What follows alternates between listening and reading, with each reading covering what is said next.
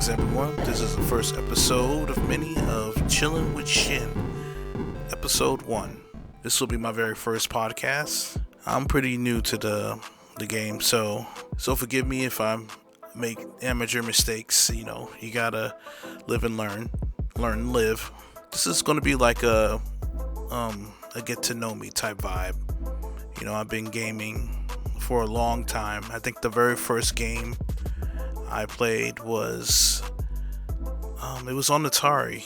I think it was Defender. And I was in Germany at the time. I was pretty young.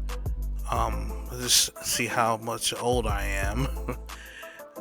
I was in Germany when the Berlin Wall fell, so you can do your research with that one. I didn't understand what was going on, you know, being a kid, and I just saw a whole bunch of people dancing in rubble.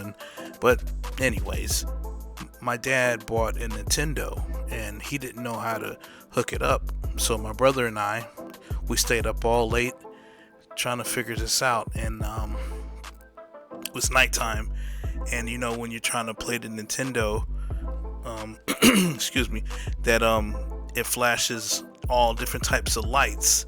So we're sitting, just imagine two boys sitting in the darkness in the living room, and like this, the whole room was lit up with multicolors as we're trying to figure out how to play this game. And one of us, I'm not sure if it was me that came up with the concept, but we, by instinct, we blew the cart, and we put it inside and it worked. You know, no one told us to do that. It's like it was like instinct, like the video game gods bestowed this knowledge upon us, and we were playing Mario for the first time, at Mario Bros. And we played until like the morning, and then you know we went to bed, and my dad was still trying to figure out how to play it, and he was into Mario Golf, and he got Mike Tyson Punch Out, I believe.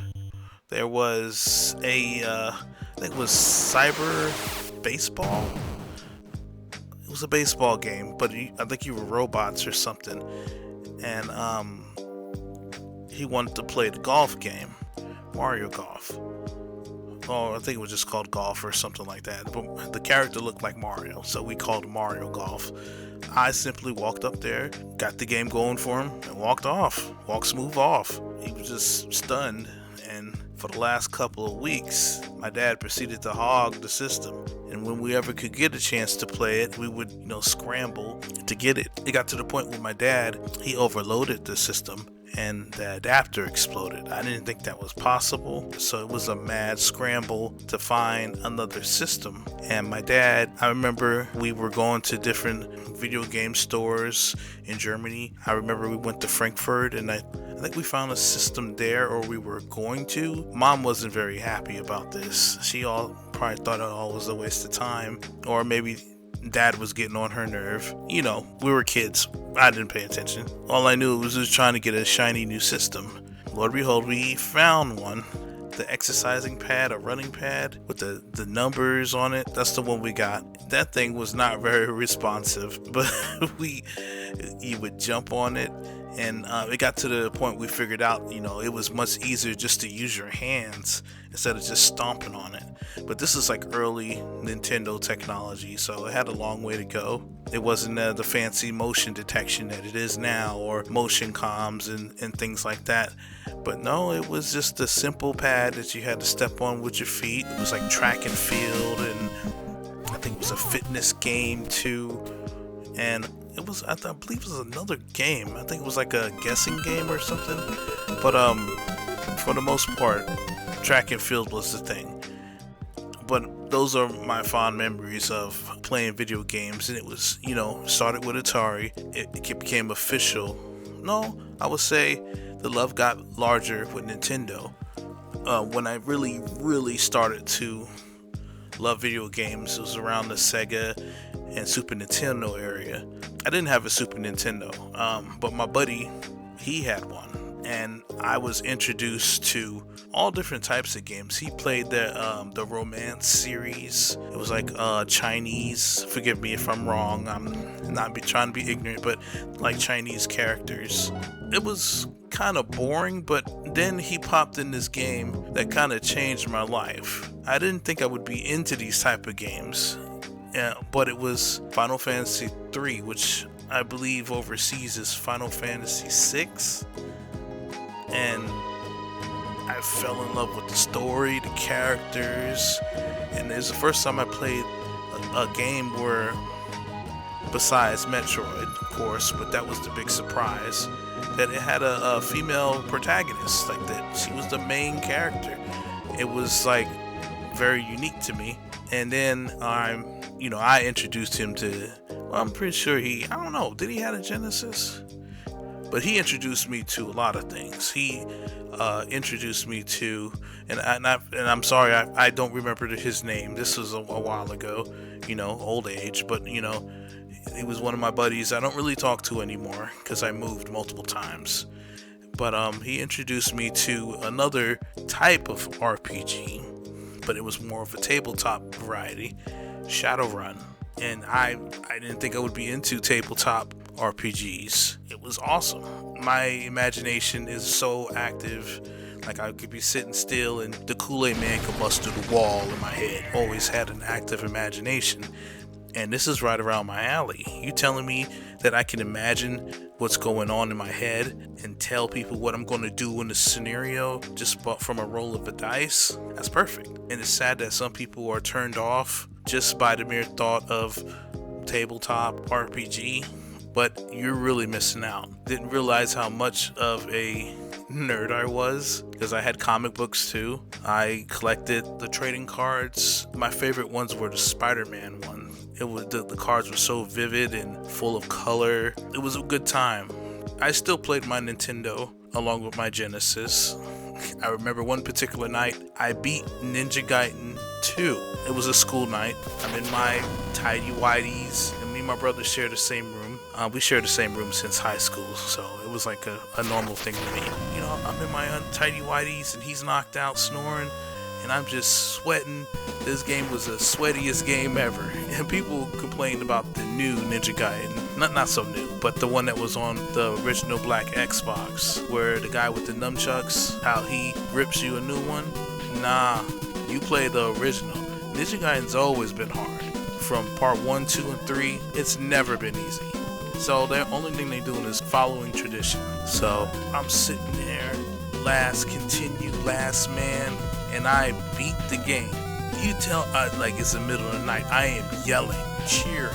And then I realized that I was yelling and cheering, and I had to click up, I covered my mouth, and I heard my mom coming down the hallway. So I turned the game off real quick. I know she saw the lights. I jumped in bed and and pretend I was asleep. But that was like official victory. If there was a badge of honor saying that you beat Ninja Gaiden 2, I would wear it with pride. The other time where video games became official to me is when Sega was releasing another high-powered system, and it's called the Dreamcast.